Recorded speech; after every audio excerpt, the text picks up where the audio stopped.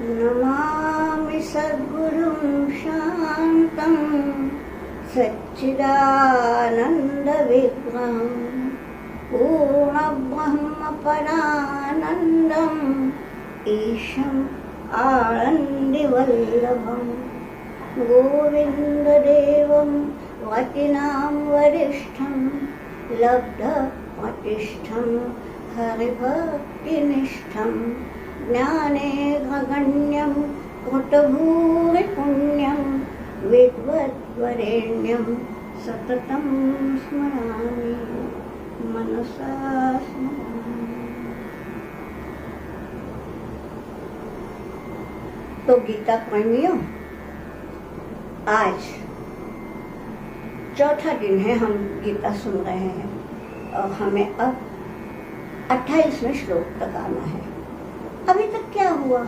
यही हुआ ना कि धृतराष्ट्र ने पूछा संजय से कि क्या हो रहा है, और उस प्रकार से संजय बता रहा है कि क्या क्या हुआ। दुर्योधन ने द्रोणाचार्य से क्या कहा, ये सब हुआ।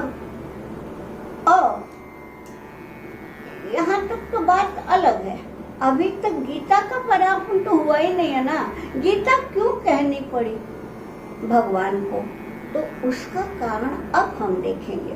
हुआ यूं कि अर्जुन ने कहा श्री कृष्ण को, सेनयोः उभयोः मध्ये रथं स्थापयाम्यच्युत। तो उसी प्रकार अच्युत ने यानी भगवान ने दोनों सेनाओं के यानी कौरव पांडवों की सेनाओं के बीच में रथ स्थापित कर दिया। और वहाँ वो देख क्या रहा है कि यहाँ भी मेरे स्वजन है, यहाँ भी मेरे स्वजन है। अब मैं क्या करूँ? अब जो है इस पहले अध्याय का नाम है अर्जुन विषाद योग। तो ये जो विषाद है, उस विषाद का प्रारंभ यहाँ से हो रहा है। देखिए क्या बोलता है वो, हम 28वां श्लोक लेंगे। कृपया परयाविष्टो विषीदन्निदमब्रवीत्। अर्जुन उवाच दृष्ट्वेमं स्वजनं कृष्ण युयुत्सुं समुपस्थितम्। 29वां भी ले लेंगे। सीदन्ति मम गात्राणि मुखं च परिशुष्यति वेपथुश्च शरीरे मे रोमहर्षश्च जायते। क्या हुआ कि सबको देख करके विषीदन, विषीदन यानी विषाद से भरा हुआ, उदासी से भरा हुआ अर्जुन कृपया परया आविष्ट है। यह आविष्ट है शब्द बड़ा अच्छा है। आविष्ट माने क्या? अंग्रेजी में कहते हैं हॉन्टेड, यानी उसको जैसे जकड़ लिया। किसने जकड़ा? हमेशा हॉन्टेड शब्द आता है भूत प्रेत पिशाचों के संदर्भ में, है ना, कि उसको भूत ने जकड़ लिया, पिशाच ने जकड़ लिया। यहाँ इसको अर्जुन को किसने जकड़ा है? कृपया परया। कृपा का अर्थ यहाँ है करुणा। उसके मन में करुणा उत्पन्न हुई और करुणा के पास में वो ऐसा जकड़ गया कि क्या बोल रहा है और कैसे बोल रहा है? विषीदन, दुखी मन से। ये विषाद योग की शुरुआत है। वो क्या बोल रहा है?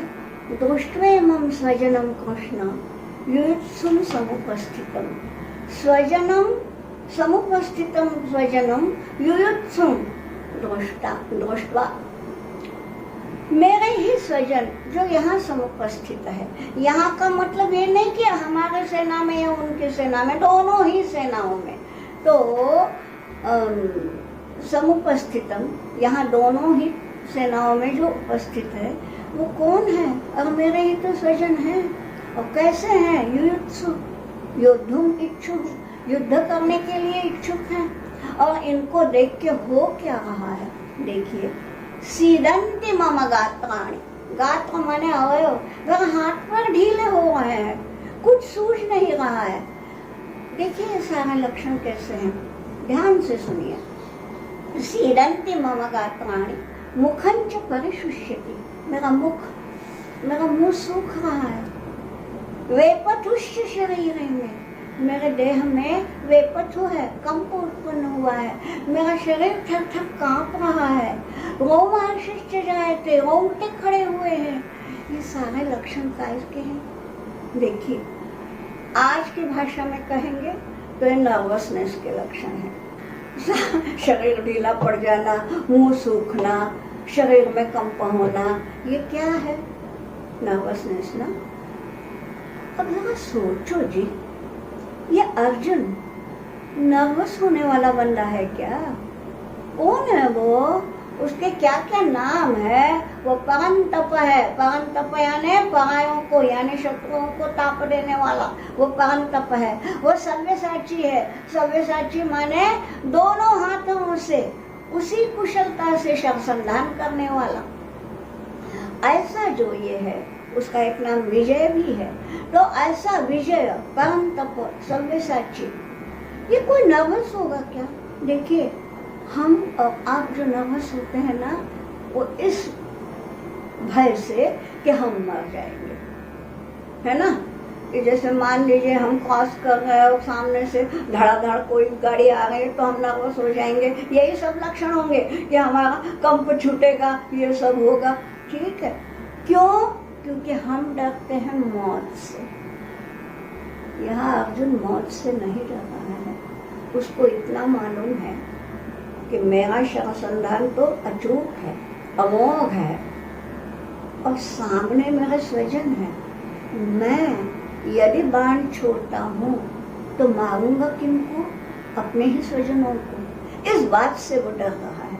यानी उसका भय मरने से नहीं है, मारने से है। और मारने को डरना ये भी अर्जुन का स्वभाव नहीं है। अगर दिग्विजय किया है उसने तो कईयों को मारा होगा, तो मारने के लिए डरना ये भी उसके स्वभाव में नहीं है। फिर ये क्यों हुआ है? देखिए, इसलिए अर्जुन का जो विषाद है ना, उसे योग कहा गया है। हम और आप यदि विषण्ण होते हैं, उदास होके मुंह लटका के बैठ जाते हैं, तो कोई योग वोग नहीं होता। हमको लोग बोलेंगे हाँ या ऐसा ही है, रोनी सूरत वाला, है ना। अर्जुन की अभी इस समय सही में रोनी सूरत हुई है, लेकिन वो अर्जुन विषाद योग कहलाया। वो इसलिए कि अर्जुन न मरने से डरता है, अभी भी नहीं डरा है, अभी मारने से तो डर रहा है, तो मारने की क्रिया से नहीं। उसको ये लग रहा है कि इसमें मैं अधर्म तो नहीं कर रहा।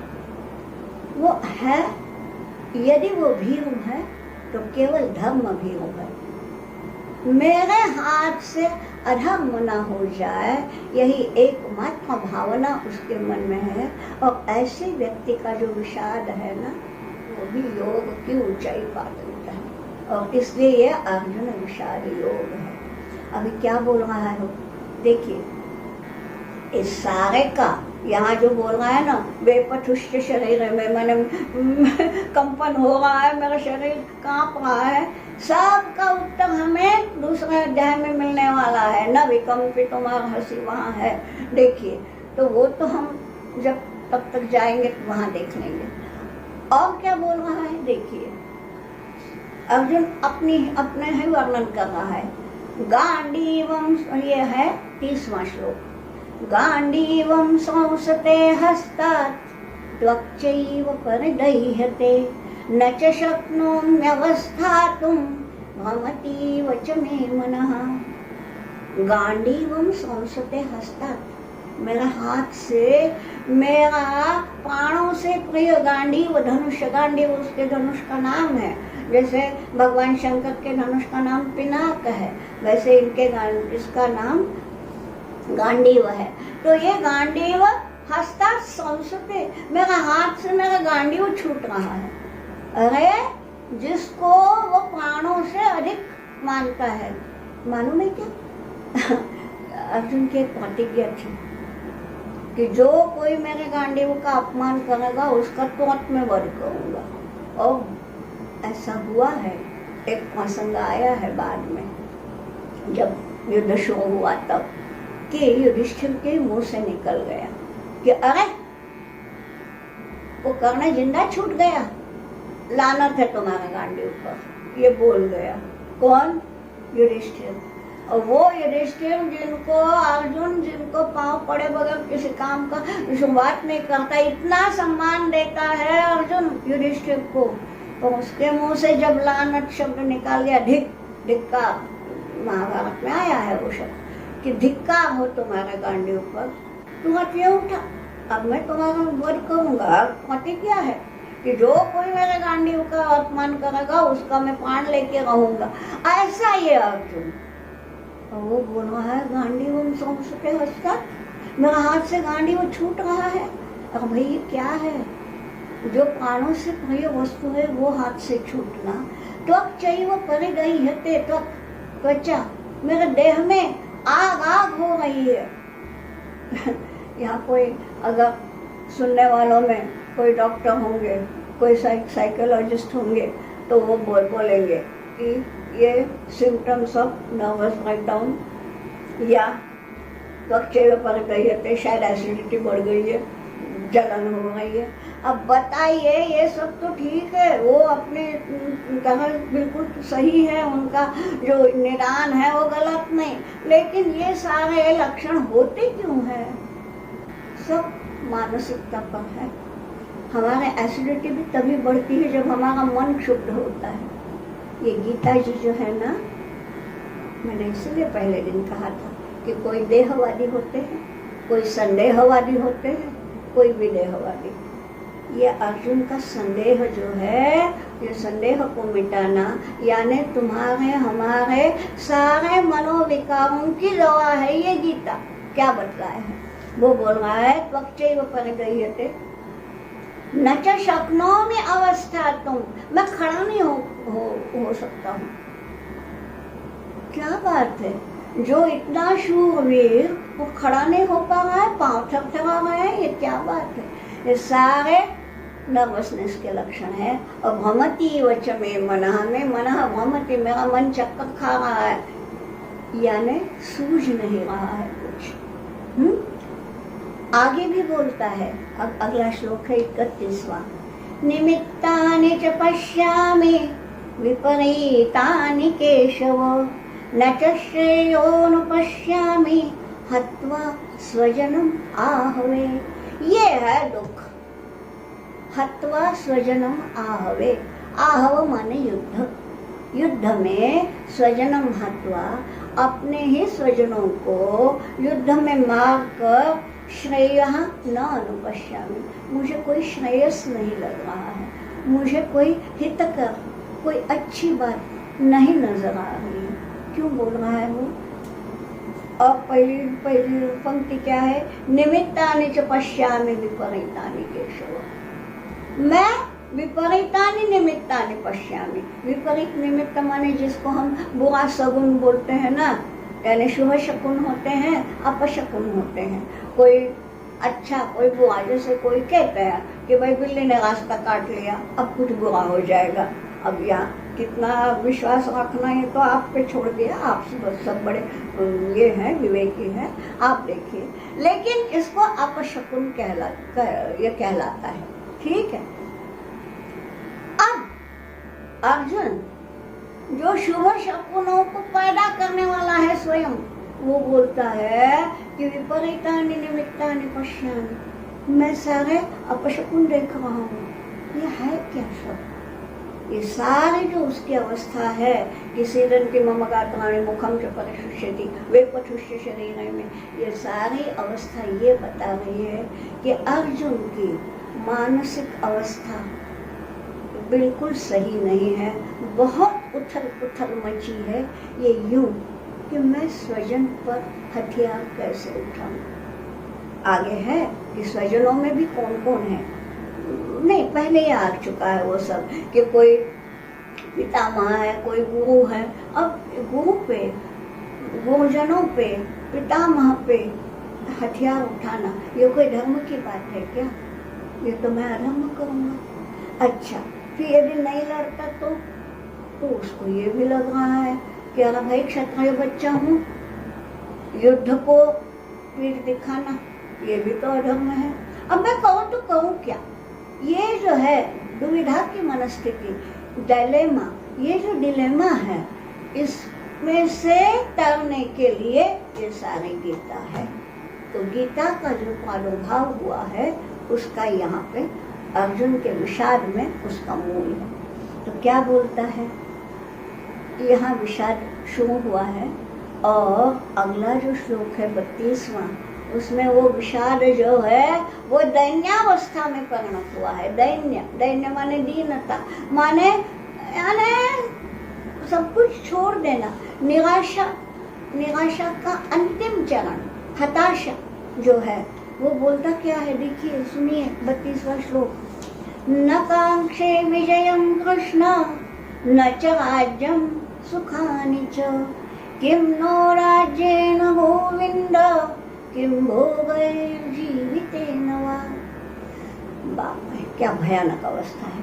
न कांक्षे विजयम, हे कृष्ण विजयम न कांक्षे, मुझे विजय की कोई आकांक्षा नहीं बची। ये अर्जुन के मुंह से, जो अर्जुन आज तक कभी पराजित नहीं हुआ है, वो बोल रहा है कि मुझे विजय की भी आकांक्षा नहीं है। और न कांक्षा कहाँ कहाँ लगता है, आगे देखिए। न च राज्यम, मुझे राज्यम, ये हस्तिनापुर जो है, नहीं ये हस्तिनापुर नहीं, इंद्रप्रस्थ, ये इंद्रप्रस्थ जो है इसकी स्थापना ही तो अर्जुन के पराक्रम के कारण हुई है। था क्या वो पहले?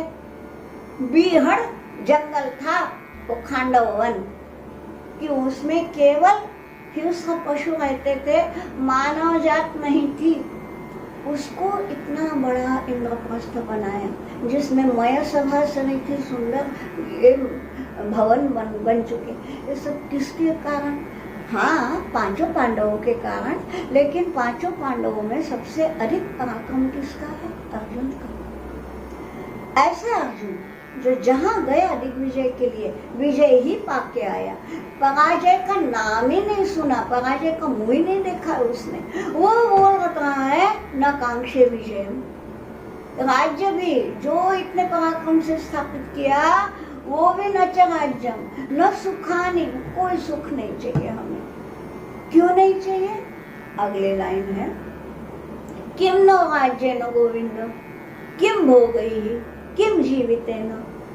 राज्य न किम, अरे राज्य करके भी क्या मिलने वाला है? किम भोगैः, भोग उपभोग करने में भी क्या मिलने वाला है? और तो आगे और जाते हैं, किम जीवितेन, जिंदा है के भी क्या मिलने वाला है?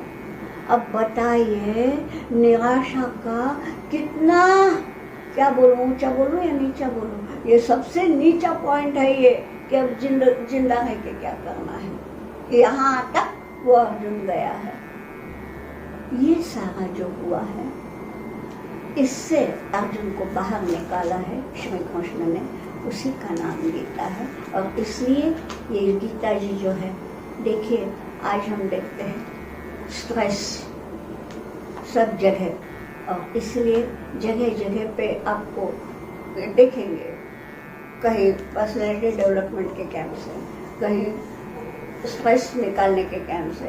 अरे हमारे गुरुजी कहते हैं कि केवल गीता पढ़िए, स्ट्रेस आपको छू नहीं सकता। ठीक है, तो ये क्या है? ये भयानक स्ट्रेस की अवस्था में अर्जुन है। और वो क्यों है? देखिए अर्जुन का मन कितना अच्छा है, ये अगले श्लोक में आता है। यहाँ तक तो अर्जुन का जो दर्शन हुआ कि अंग शिथिल पड़ गया, हाथ पांव कांप रहे हैं, कुछ सूझ नहीं रहा है, भ्रमति वच में मना, हमें क्या करना है जिंदा रह के, ये सब जो है ये तो किसी मानसिक रोगी की अवस्था है। ठीक है, लेकिन उसका सही स्वभाव क्या है वो अगले श्लोक में आता है। यह है श्लोक 33वां। क्या बोल रहा है वो? ये शामर्थे कांक्षितम नो राज्यम भोगः सुखानि च, तैमेव स्थिता युद्धे प्राणान् त्यक्त्वा धनानि च। येषामर्थे कांक्षितम, जिनके लिए इसकी कांक्षा की जाती है। अब भाई हम अपने साथ ही देखिए ना, हर किसी को लगता है कि मैं अच्छा धन कमाऊं, एक अच्छा घर बसाऊं, घर में अच्छा फर्नीचर हो। क्यों? मेरा पहचान के एक सज्जन है, उन्होंने घर में, पूना में रहते हैं वो, अगर पूना वाले सुन रहे हैं तो समझ में आ जाएगा वो कौन है। तो उनके पास देखिए ऐसा उनका घर क्या बोलना महल बोलिए, तो उसमें स्विमिंग टैंक से लेके तो होम थिएटर से लेके हर चीज है, यहाँ तक कि जिम भी है, सब कुछ है। हाँ, यानी कुछ सुख सुविधा की किंचित सी भी कमी कहीं नहीं है, जो चाहिए वो सब उनको वहां पे है। लेकिन वो सज्जन जो है जिन्होंने ये सब कमाया, वो उनका एक पाँव आज भारत में है तो कल दूसरा अमेरिका में है तो परसों जाएंगे लंदन, माने उनको घर में रह के उन भोगों का भोग कर सकते हैं क्या, उपभोग ले सकते हैं क्या? सुविधाएं किसके लिए जुटाई? परिवार के लिए ना, कि मेरे पत्नी मेरे बच्चे जो भी है संबंधी जो भी है उनके लिए। तो आदमी जो कमाता है स्वयं के लिए नहीं कमाता है, परिवार के लिए कमाता है। यहाँ अर्जुन वही कह रहा है कि येषाम् अर्थे कांक्षितम् नो राज्यम, येषाम् अर्थे जिनके लिए राज्यम कांक्षितम, जिनके लिए मैंने राज्य की कांक्षा की थी कि मैं राज्य कमाऊं। क्यों कमाऊं? राज्य मालूम है कि राजा तो होने वाला युधिष्ठिर, लेकिन राज्य अपना हो ये क्यों होना चाहिए? इसलिए कि हम यदि राज्य को देखते हैं तो मेरे राज्य में रहने वाली प्रजा भी, मेरा भाई भी, मेरे सारे सगे संबंधी सब भी इसका उपभोग लेवे। ठीक है, तो येषाम् अर्थे कांक्षितम् नो राज्यम भोगाः सुखानि, तो जिनके लिए ये राज्य और भोग और सुख इनकी कामना करनी है वे ही सब तो सामने खड़े हैं युद्ध करने। कोई कौरव पक्ष में कर रहे, कोई पांडव पक्ष में है, लेकिन वही तो युद्ध के लिए खड़े हैं। अब युद्ध कैसे, युद्ध में जो जाता है वो कैसा जाता है? प्राणां त्यक्त्वा धनानि च, उन्हें ना अपने प्राणों की फिक्र है न धन की। अरे भाई बड़ा धनी आदमी है, लेकिन वो यदि वहां फ्रंट पर है, भले उसकी पत्नी बच्चे घर में सब आराम से हैं, लेकिन वो वहाँ पता नहीं, आज हमारे देखिए ना वहाँ पे सीमा की सुरक्षा जो कर रहे हैं, क्या क्या झेल नहीं रहे हैं। उनके घर में उनकी पत्नी, उनके माता पिता बच्चे सब सुख भोग रहे हैं घर में, लेकिन वो वहाँ पता नहीं माइनस इसमें ठंड में वो चल रहे हैं, समय पे खाना नहीं, समय पे सोना नहीं। तो ये बताइए जो युद्ध पे जाता है वो न धन की अपेक्षा रखता है न अपने प्राणों की। यहाँ अर्जुन को ये दिख रहा है कि ये जो मेरे स्वजन है प्राणां त्यक्त्वा धनानि च, वो प्राण भी न्यौछावर कर दिए, धन की तो बात ही छोड़िए। तो जिनके लिए ये राज्य की कामना करनी है वो ही तो सामने अपने प्राणों की भी परवाह न करते हुए वो सामने खड़े हैं। और वे कौन कौन है सब दिया है 34वें श्लोक में, और कुछ नहीं है। कौन कौन खड़े हैं वो बता दिया है। ये कौन कौन काय के लिए खड़े हैं? युद्ध के लिए, यानी अपने स्वयं के प्राणों को न्यौछावर करने के लिए। कौन है? आचार्याः, आचार्याः पितरः पुत्रास् तथैव च पितामहाः, मातुलः श्वशुरः पौत्राः शालाः संबंधिनस्तथा। आचार्याः गौणाचार्य को आचार्य हैं, पितरः माने पिता के समान जो हैं, इनके पिता तो नहीं है पंडु अभी, और जो ताऊ जी हैं वो भी युद्ध में नहीं है, लेकिन पिता के समान जो है वो कोई यहाँ है कोई वहाँ है। पुत्राः तो इनके भी पुत्र और कौरवों के भी पुत्र, वो भी तो बच्चे ही कहलाए ना। अर्जुन के मन में ऐसा नहीं है मामकः पांडवाश्चैव, अर्जुन यही बोलता है कि जो मेरे बच्चे वो तो है ही मेरे बच्चे, मगर मेरे चचेरे भाइयों के बच्चे वो भी मेरे ही बच्चे हैं, ये है। तो वो बोलता है पुत्राः पितामहः, पितामह तो अकेले भीष्म है, लेकिन पितामहः बहुवचन क्यों लिया है? इसलिए कि उनके भी जो संगी साथी होंगे वो भी तो उन्हीं के समान है। मातुलाः, मातुल माने मामा तो है ही, यहाँ पे भी है वहाँ पे भी है। शकुनी मामा को तो हम भूल ही नहीं सकते, वो भी ऐसे ऐसे मामा लोग हैं। श्वशुराः, हमारे भी ससुर हैं, कौरों के भी ससुर हैं। पौत्राः, पोते भी हैं। श्यालाः, श्याल माने क्या बोलते हैं, साला माने पत्नी के भाई। और संबंधिनः, और अलग अलग संबंधी मित्र हो सकते हैं। ये सारे के सारे इसका संधान है पिछले श्लोक से। प्राणां त्यक्त्वा धनानि च, अपने अपने प्राण छोड़ के, अपना अपना धन अपने घर पे ही छोड़ के वो यहाँ है। क्यों है? लड़ने के लिए। तो अब इनके ऊपर शस्त्र कैसे चलाए गए, सब अपने हैं। जिनके लिए मैंने सब ये कमाना है राज्य, वो ही कर।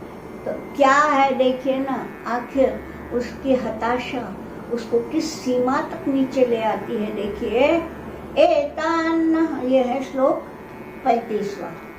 एतान्न हन्तुमिच्छामि घ्नतोऽपि मधुसूदन। हे मधुसूदन, एतान हन्तुम न इच्छामि, मैं इन्हें मारना नहीं चाहता। इतना मालूम है अर्जुन को कि मैं यदि अपने धनुष पर संधान करूं, बाण चढ़ाऊं, तो मारने वाला ही है, सामने वाला जीवित बचने वाला नहीं, ये तो मालूम है। इसलिए मैं शर्म उठाते ही नहीं धनुष। एतान हन्तुम न इच्छामि। आगे देखिए, घ्नतोऽपि शब्द है। घ्नतः अपि माने वो मारने पे हमारा है, वो हम पर हमला करने के लिए वो तैयार है। घ्नतः यानी हमलावर, तो वो मारने के लिए भले ही तैयार हो। अपि बोला है, अपि यानी भी, तो वो मारने के लिए तैयार है तो भी एतान हन्तुम न इच्छामि, मैं इन्हें मारना नहीं चाहता। क्यों नहीं चाहता? एक्चुअली क्या है, इनको मारने से क्या मिलने वाला है? जो इनका इंद्रप्रस्थ का राज्य सही माने में पूरे हस्तिनापुर पर पांडवों का ही वैधानिक अधिकार था। पहले दिन उस पर चर्चा हो चुकी है कि वह कैसे कैसे उनका अधिकार था पूरा। फिर भी सज्जन है। जब ताऊ जी ने बोला कि हम आधा आधा करेंगे, मान गए थे। और जो सही में हस्तिनापुर है, जो कि पूरी एस्टैब्लिश्ड राजधानी है, वो तो उन्होंने अपने पास रखी और इनको वो दिया था बिहड़ जंगल खांडवन, तो भी उन्होंने वो स्वीकार लिया। अपने पुरुषार्थ के बल पर उसको हस्तिनापुर से भी अधिक वैभवशाली बनाया। हाँ, अब ये देना चाहिए था। असल में वो कपट जो खेला गया, उसमें क्या कहा गया था कि जो कोई हारेगा वो 12 साल वनवास और 1 साल अज्ञातवास स्वीकारेगा, और उसके बाद वो उन्होंने किया। अब इसके बाद न्याय क्या कहता है? न्याय की बात ये है कि अब देना चाहिए उनका इंद्रप्रस्थ, लेकिन लोग है ना इनके मन में धृतम पकड़ के रखा है राष्ट्र, जिसमें ऐसा है ना, तो हम नहीं छोड़ेंगे, हमारे हाथ में आया है वो, तो इसलिए वो दे नहीं रहे हैं। और वही उनको वापस लेना है, सही माने में इन्हीं का है। तो वो बोलते हैं कि जाने दो, इस जमीन के लिए क्या इनको मारना। मही खोते, मही यानी पृथ्वी माने जमीन, क्या जमीन के लिए एतान हन्तुम न इच्छामि, मैं इन्हें नहीं मारना चाहता। अपनी त्रैलोक्य राज्य से है, तो इन्हें मार के यदि मैं त्रैलोक्य का राज्य मिलता, तीनों लोगों का, स्वर्ग पृथ्वी पाताल सबका राज्य यदि मुझे मिलता इन्हें मार के, तो भी एतान हन्तुम न इच्छामि, तो भी मैं उनको मारने की इच्छा नहीं है। न तो भी, यद्यपि ये हमला करने वाले हैं, तथापि मैं उनको मारना नहीं चाहता हूँ। त्रैलोक्य मिले तो भी फिर वही कहते कि फिर जमीन के लिए क्या। और फिर उसके मन में ये आता है कि क्यों, ऐसा क्यों? तो उसका कारण बता रहा है। अब अर्जुन की दृष्टि से वो कारण बड़ा अच्छा है, और इसको बड़ी हंसी हंसी में दूसरा अध्याय में हमारा भगवान है ना, बड़े नटखट है। हाँ, तो क्या बोलते हैं, प्रज्ञावादांश भाष्य से अगले दूसरा अध्याय में आएगा। अरे भाई, बड़े तुम प्रज्ञावाद कर रहे हो। प्रज्ञावाद माने क्या, बड़ी अपने अपने होशियारी हाँक रहे हो। हाँ, तो अभी जो ये कह रहा है अर्जुन, उसमें तर्क है, मगर कैसा तर्क है? पराजित मन का तर्क है। देखिए क्या कहता है श्लोक 36। निहत्य धार्तराष्ट्रान्नः का प्रीतिः स्यात् जनार्दन, पापमेवाश्रयेदस्मान् हत्वैतान् आततायिनः। ये बोला है, हे जनार्दन।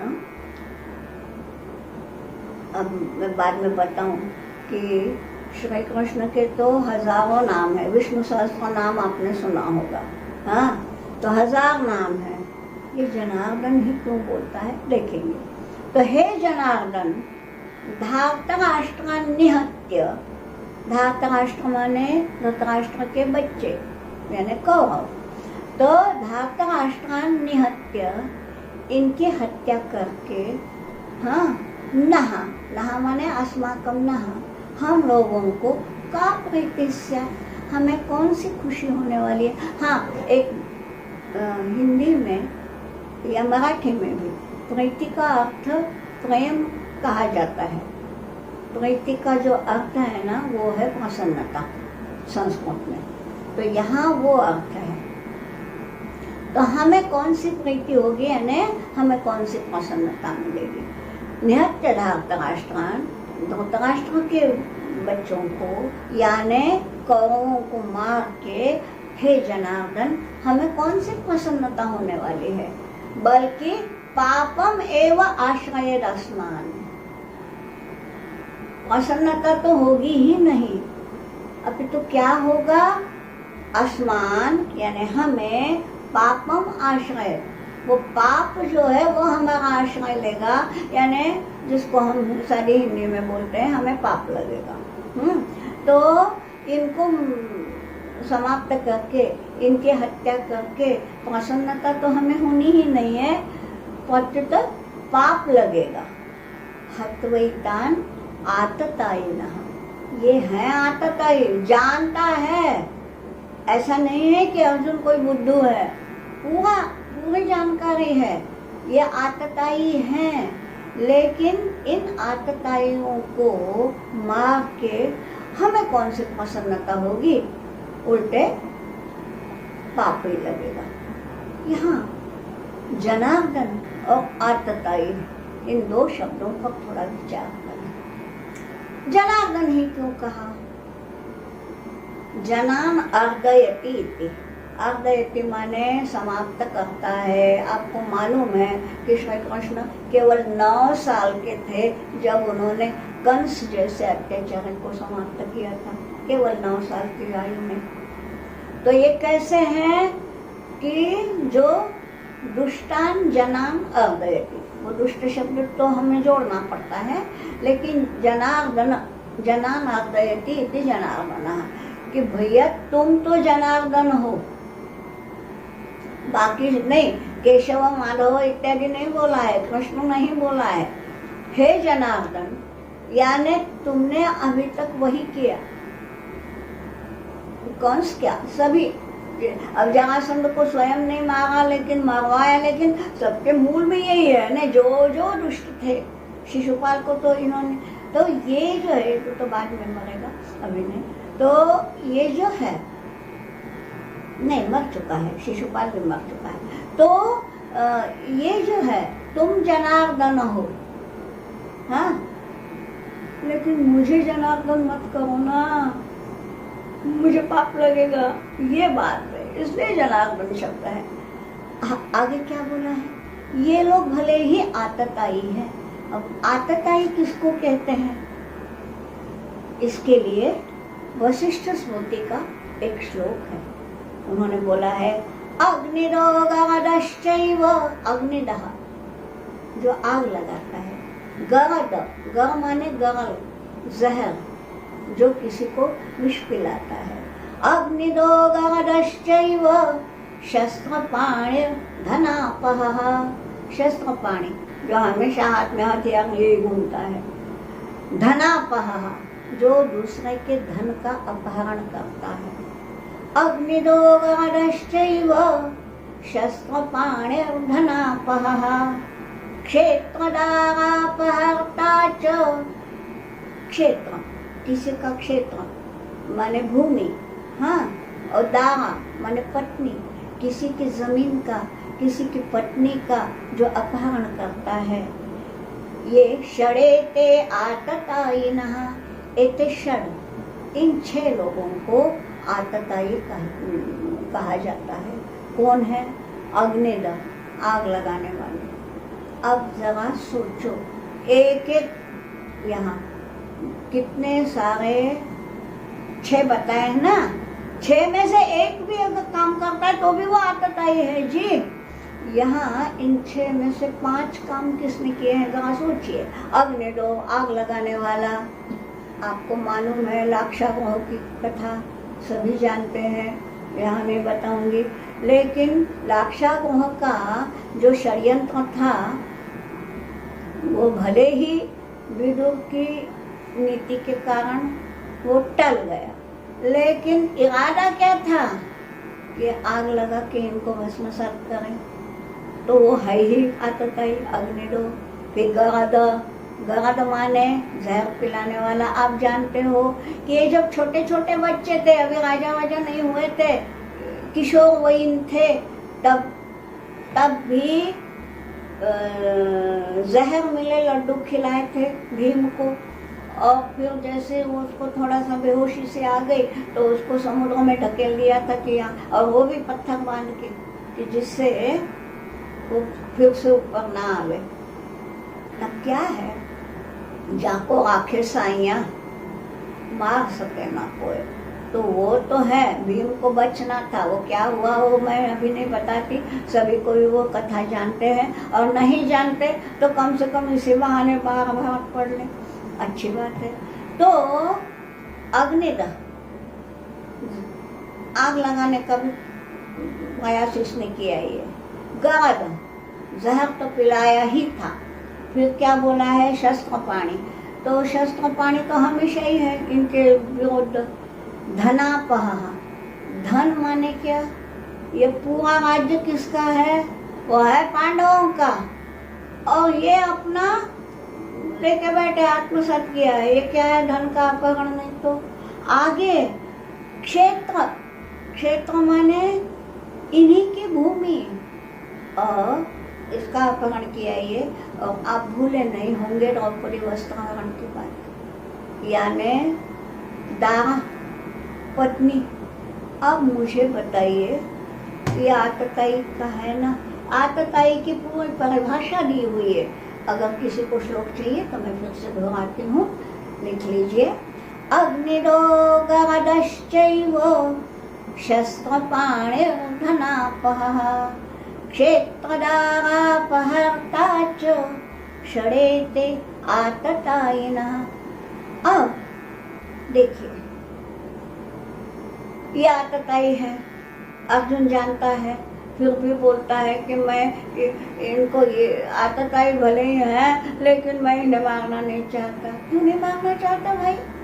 एक तो स्वजन है, और हमारा अर्जुन जो है वो सारा धर्मग्रंथ पढ़ने वाला है, उसने सुना है अहिंसा परमो धर्मः, तो हिंसा नहीं करनी। लेकिन कहाँ?